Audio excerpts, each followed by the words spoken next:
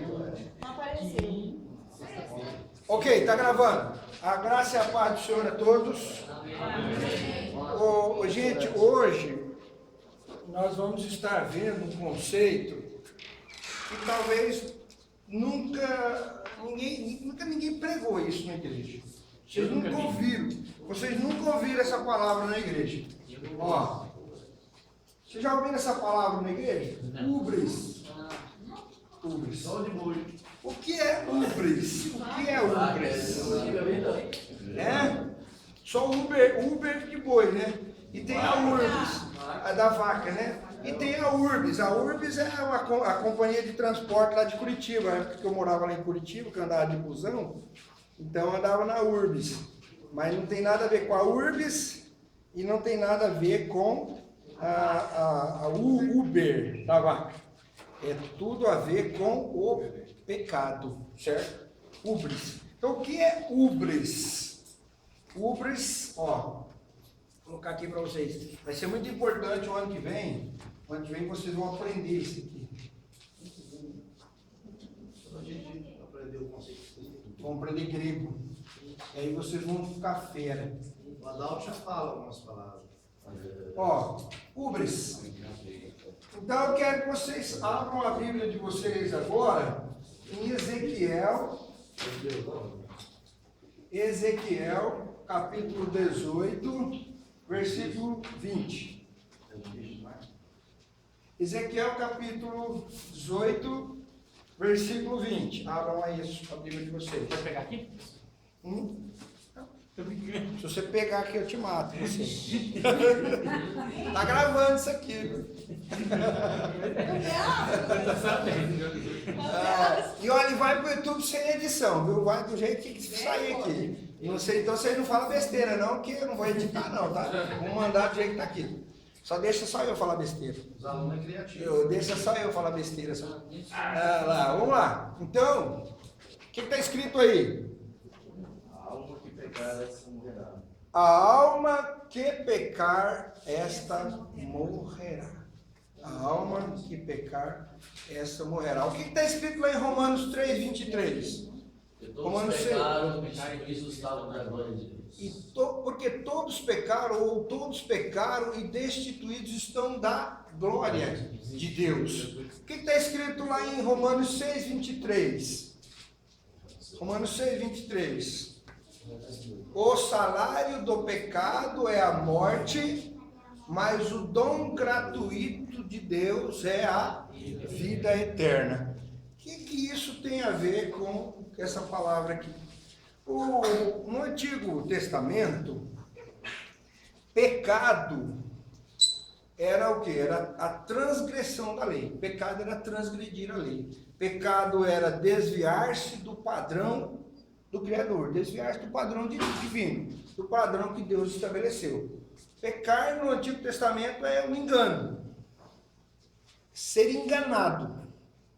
Engano ao que o Eterno estabeleceu. Então, Adão e Eva, eles foram enganados. Enganados por quem? A serpente, Satanás. A serpente, o dragão, Satanás. Como diz lá em Apocalipse. O dragão, a antiga serpente, Satanás.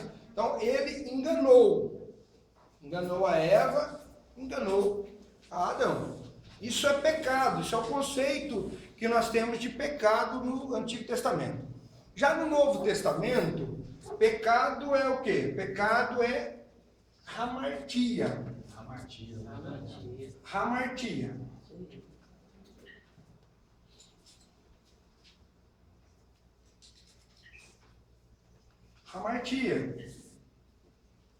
Hamartia.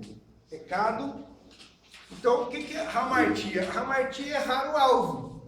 Lembra que eu falei para vocês do jogador, do atirador nas Olimpíadas? Então, quando o atirador lançava o seu dardo, ou a flecha, o martelo, o peso, que são as modalidades que existem desde a época da Grécia Antiga, então eles diziam que a pessoa tinha cometido hamartia, ou seja, ele errou o alvo, não acertou o alvo. Então, a hamartia Por isso que a matéria chama amartiologia. Porque, ó, amartia, ou seja, errar o alvo, certo? Errar o alvo. Então, os gregos tinham esse conceito. Agora, a ubris, ela já é um conceito que está além de amartia, porque a ubris é a afronta aos deuses. Ubris é a afronta aos deuses. A ubris era o conceito que nós podemos traduzir como ao pé da letra. Traduzir isso aqui ao pé da letra é dizer, passou da medida. Passou da medida. Então, essa é a tradução literal. Passou da medida. Então, tudo que passa da medida, então, ubris. Passou da medida. Rubris. A pronúncia é um H. Um H com som de R. Rubris. Rubris. Ok? Esse é o conceito. Tudo que passa da medida. O descomedimento. Atualmente, alude a uma confiança excessiva. Um orgulho. Então, quem tem confiança excessiva em si mesmo, quem é orgulhoso, quem é exagerado, presunçoso, está cometendo a rubris. Está dentro desse conceito de rubris aqui. Presunçoso, arrogante, insolente, qualquer insolência contra Deus, rubris. Então, quando dizia que uma pessoa estava cometendo isso, é porque ela queria ser maior do que Deus, maior do que os deuses. Então, um ser humano que quisesse ser melhor do que os deuses. E isso era punido constantemente pelos deuses na época dos gregos. Isso nós estamos falando dos gregos sem conhecimento do Novo Testamento, sem conhecimento da lei de Deus. Então, esse rubris para os gregos equivale a pecado para os cristãos.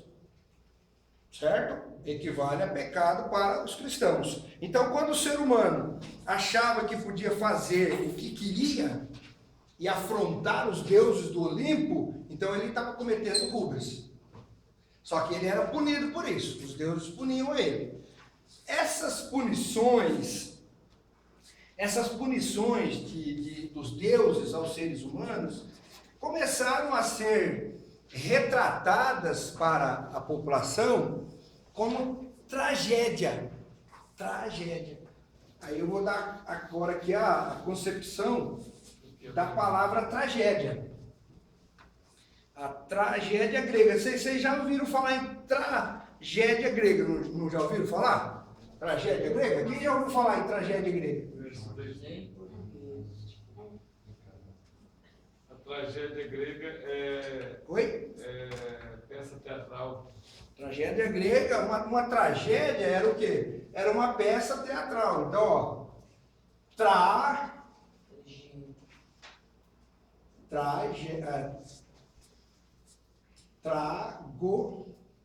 tragodia. Então, essa palavra aqui, tragódia, é traduzida para o nosso idioma como tragédia. Ok? Tragédia. O que era uma tragédia? O que era uma tragédia? Por exemplo, um dos maiores escritores da Grécia, pode entrar, André. Aí, nós vamos dar um jeito de arrumar uma carteira para você, fica no cantinho ali. Então, a tragédia, o que acontece? O maior escritor de tragédia era Sófocles. Sófocles, um grande escritor grego. O Sófocles. Não é Sócrates, tá? Sócrates é um, Sófocles é outro. Esse é o Sófocles. É o escritor, o maior escritor das tragédias. E esse negócio de trilogia não é coisa nova, não. A trilogia já era uma coisa da antiguidade. E o Sófocles no 5º século, ele escreveu uma tragédia que ficou muito famosa, que é a história de Édipo Rei. Quem já ouviu falar na história de Édipo? O Édipo Rei. Quem era o Édipo? O Édipo Rei, um menino nasceu e um profeta chegou para o pai dele e falou: olha, esse teu filho vai te matar no futuro. Esse teu filho vai te matar no futuro. Aí o rei, com medo dessa profecia se cumprir, o que ele fez? Pegou aquele menino e deu para uma família criar bem longe dali, lá na cidade de Corinto. E o menino cresceu e ficou poderoso, se transformou rei. Um dia, Corinto se envolveu numa guerra contra o pai dele, e aí ele acabou matando o pai dele e casando com a mãe dele. Matou o pai dele e pegou a mãe dele, que ele não sabia, a Jocasta. Quem lembra da novela Mandala? A Jocasta e o Édipo. Se transformou em novela aqui no Brasil, o conto de Édipo. Freud também faz relação. O Freud pega e usa esse conceito para trabalhar a psicologia. Né? Exatamente. Então essa tragédia de Édipo ficou muito famosa. Por que o Édipo é castigado? Porque o Édipo é o cara que queria ser o melhor que todo mundo. E ele queria descobrir a finalidade de tudo, e é um cara que queria conquistar tudo. Ele era um cara que afrontava os deuses. Então os deuses castigaram ele e fizeram isso com ele. Aí quando ele descobre, ele fica tão desesperado que ele fura os próprios olhos. E e vai para um alto exílio e vive o resto da vida miserável. Então isso é uma tragédia grega. Na Bíblia tem tragédia? Tem tragédia na Bíblia. Jefité é uma tragédia hebraica. A história de Jefité, a história de Sófocles, de Édipo, é contada no 5º século a.C. Isso foi escrita no 5º século a.C. em 3 livros, era uma trilogia já. E a história de Jefité é contada quando? Antes. Então esse negócio de tragédia não foram os gregos que inventaram isso, foram os hebreus. E a tragédia hebraica na vida de Jefté. O que acontece com Jefté? Jefté achava que era o bom e foi para a guerra e fez o quê? Um voto tolo, impensado, sem sabedoria. E ele diz: eu vou conquistar. E se Deus me der a vitória, a primeira coisa que sair da porta da minha casa eu vou sacrificar em holocausto. Ele vai, ganha a guerra, e o que acontece? Quando ele volta, a filha dele. Olha que tragédia, que tragédia, né? É uma tragédia, é uma tragédia. Agora a diferença. Aí o cara tem que matar a filha mesmo, ele mata a filha. Essa história de que os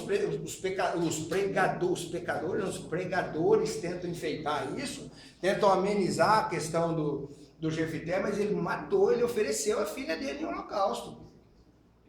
Não foi só, não, levaram ela para o monte, ela ficou lá sem casar, nada disso. Ela foi sacrificada e o pai dela cumpriu o voto dela. Assim diz a palavra. Você pode ir lá em Juízes capítulo 11, 36, Juízes 36 a 40, 11, 36 a 40, e Jefité cumpriu o voto nela. Então, matou a menina e queimou a bichinha. Queimou a bichinha. Não teve jeito, ok? Outra tragédia grega, Abel e Caim. Quer dizer, hebraica, né? Outra tragédia hebraica. Abel e Caim é uma tragédia hebraica. O irmão que tem inveja do outro. E vai lá e, pum, mata ele, mata o irmão. E aí, qual é o castigo? A tragédia nisso? A punição de Deus. Exilado. É tirado de fora da comunidade. Então, a palavra de Deus é cheia de tragédia. Nós temos aí a tragédia Davi. Davi é uma tragédia também. Ele faz tudo que faz com Urias, toma a mulher dele, casa com ela, tem um filho, o filho morre, ele paga o preço. Tragédia. Então, tragédia é toda a história de heróis que acaba mal. Histórias de heróis que acabam mal. Esse é o conceito da ubris e que era contado em forma de tragédia. E o que isso tudo tem a ver com com a doutrina do pecado. O que isso tudo tem a ver com a nossa matéria aqui de teologia sistemática? Tem a ver que a palavra tragos, olha, preste bem atenção, tragos, ó,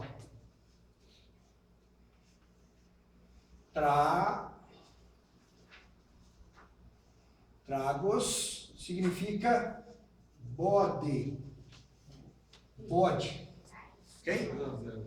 E a palavra odes, ode significa o quê? Uma ode clássica. Já ouviram falar essa palavra? Uma ode? Ode é um canto, é música, canto. Então a palavra tragódia significa o canto do bode, literalmente, o canto do bode. Primeira vez que eu ouvi bode cantar na minha vida. Bode canta, e quando o bode canta, é uma tragédia, é uma tragódia, o bode cantando. Tem muito bode cantando na igreja. Sei não, é uma peça cantada, tá? A tragédia é uma peça cantada, tá? Ode é um canto lírico. O tragos é o bode, então é o bode cantando. É o bode cantando a peça. Por quê? Porque é uma coisa, vamos dizer assim, trágica. É uma coisa lamentável. É algo de se chorar mesmo. Ver um herói se destruindo. E o que isso tem a ver com a nossa matéria? Bode cantando.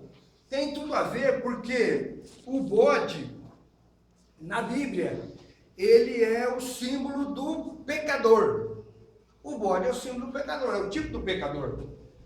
E no dia do Yom Kippur, dia do perdão, era oferecido pelo pecado do povo 2 bodes. Então, temos aqui Yom Kippur, dia perdão. No dia do Yom Kippur, eram oferecidos 2 bodes. Um bode para o sacrifício, um bode para o holocausto. Então, o primeiro bode, sacrifício. Certo? O segundo bode Era o emissário? é o emissário. Emissário. Ou seja, o bode para Só tá no deserto. Azazel. O bode para Azazel. Quem é Azazel? Na maioria das interpretações dos rabinos, Azazel é um demônio do deserto. Um demônio que vive no deserto, que vai receber esse bode, esse sacrifício lá. Então, isso está relatado, gente, aqui no livro de Números, livro Levítico, tá? Vamos voltar lá agora em Levítico. Levítico, capítulo 16. Ok? Levítico 16. Levítico 16. Aqui, ó. Levítico 16. Depois, Arão oferecerá o novilho da expiação. 16 o quê? 16:6. Depois Arão oferecerá o novilho da expiação, que será para ele. Então, o novilho é para expiar o pecado do sacerdote. O que é a palavra expiar? Expiar é substituir. Então, o novilho substitui o sacerdote. E o novilho vermelho escuro morria no lugar do sacerdote e da sua casa, para que ele não morresse quando ele entrasse dentro do tabernáculo. Também tomará ambos os bodes e os porá perante o Senhor, à porta da tenda da congregação. A porta da tenda da congregação não é a porta do átrio do tabernáculo, gente. Então Vou fazer aqui uma representação aqui do tabernáculo. Tabernáculo.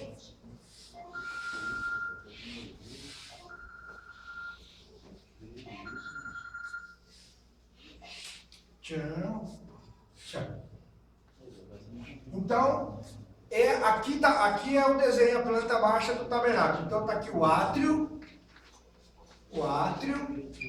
o altar do holocausto, a pia de bronze, onde o sacerdote se lavava. Aqui é o lugar santo, a mesa dos pães. E em frente à mesa dos pães estava o quê? Estava o castiçal, o candelabro ou o menorá, tanto faz, da mesma coisa.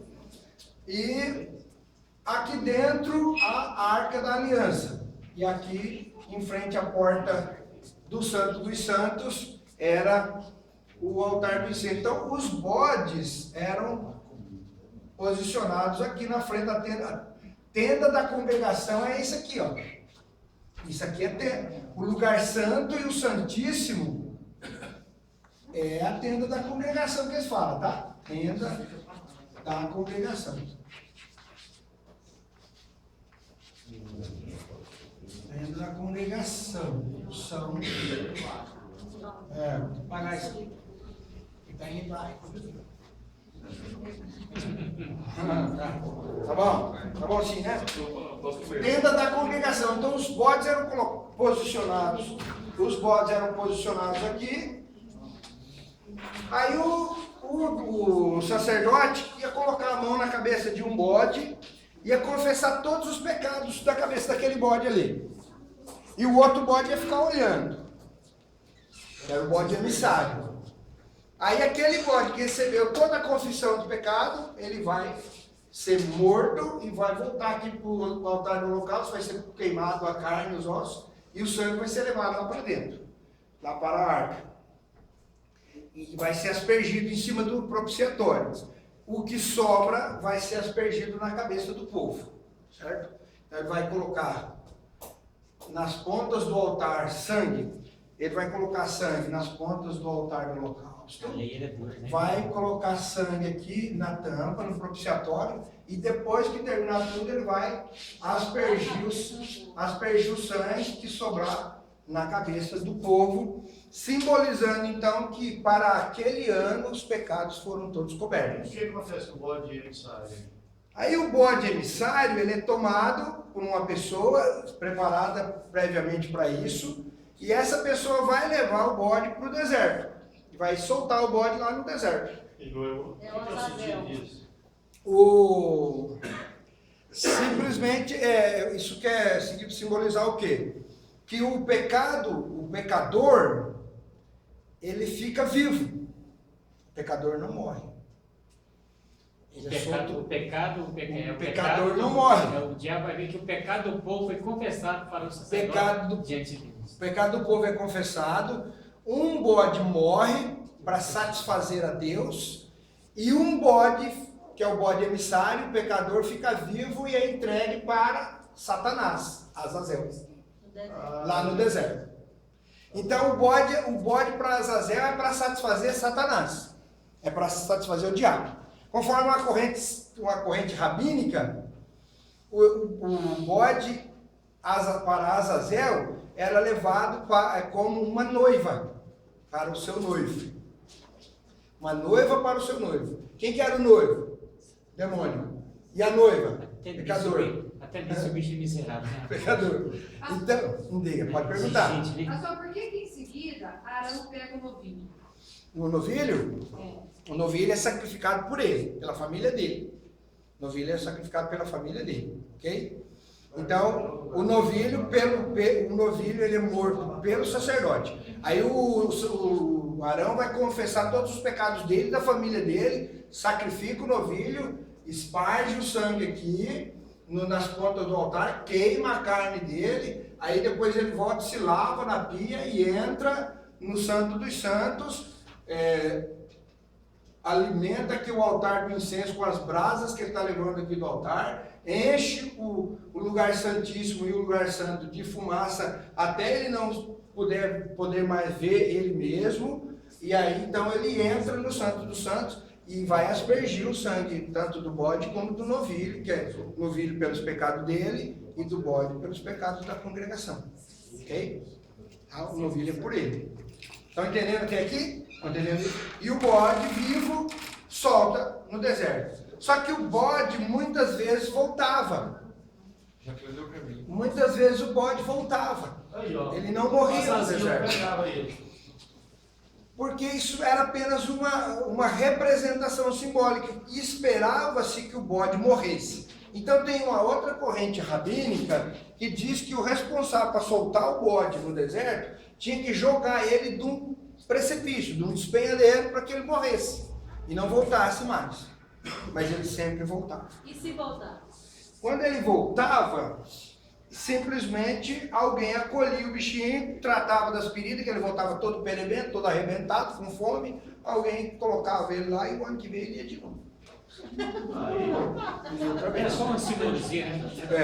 Mas tinha uma simbologia interessante. Coitado do bode. Tinha uma simbologia interessante o seguinte. É uma mensagem forte. Muito. Hebreus capítulo 6 fala disso. Tinha uma tradição entre os judeus que uma fita vermelha era cortada e um pedaço da fita era amarrado no pescoço do bode e um pedaço da fita era colocado na porta do átrio, aqui, para todo mundo ver, para o povo ver. Aí soltava o bode com a fita no pescoço. Quando a fita ficasse branca, era sinal que Deus havia perdoado o pecado do povo e aceito. Parece que a fita vermelha servia. A fita vermelha servia. Quando ela ficasse branca, Deus então aceitou o sacrifício e o povo iria ficar em paz por mais um ano. Esse ritual ele foi feito enquanto existiu tabernáculo e templo. Foram 500 anos.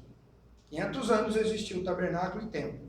Aí depois da destruição do templo, esse ritual parou de ser feito, voltou a ser feito na época no período interbíblico, quando eles reconstruíram o templo. Zorobabel reconstrói o templo, foi destruído por Nabucodonosor, então Zorobabel reconstrói o templo e eles voltam a fazer o ritual. E até o ano 30 da nossa era, a fita ficava branca. Do ano 30 para cá, a fita nunca mais ficou branca. Graças a Deus. Por quê que a fita não ficou mais O branca? sangue de Cristo cobre todo o pecado. Porque o sacrifício perfeito havia sido oferecido e não havia mais necessidade de novilho, de bodes, de carneiros, de nada. Porque o Cristo, o sacrifício perfeito, o Cordeiro de Deus que tira o pecado do mundo, foi oferecido por todos. Então, a partir desse momento, a fita não ficou branca mais. Mas eles continuavam ainda sacrificando o bode, amarrando a fita? Continuaram até o ano 70. Até o ano 70. Anos que foi feito esse ritual aí? Durante 500 anos, até a destruição do Templo de Salomão, parou durante o período do cativeiro, voltou a ser realizado no período interbíblico, com a reconstrução do Templo de Zorobabel, e até o ano 70 da nossa era. Só que até o ano 30, a fita ficava branca, porque foi no ano 30 que Jesus foi crucificado. E no ano 70, o Templo de Salomão foi destruído. Isso está relatado na história de Flávio Josefo, tá? Se vocês quiserem ler, é um livrinho assim, 2.500 páginas, facinho de ler. E eu vou, no volume 3 do livro, do CD do ano que vem, eu vou colocar o livro do Flávio Josefo. É 2.500 páginas, só, coisinha básica para ler. Então, no livro Flávio Josefo conta essa história. E ele relata que a partir do ano 30, a fita nunca mais ficou branca. Ok? Todo mundo entendeu até aqui? Amém? Amém. Glória a Só Jesus. tirando a dúvida ali, esse altar mais perto da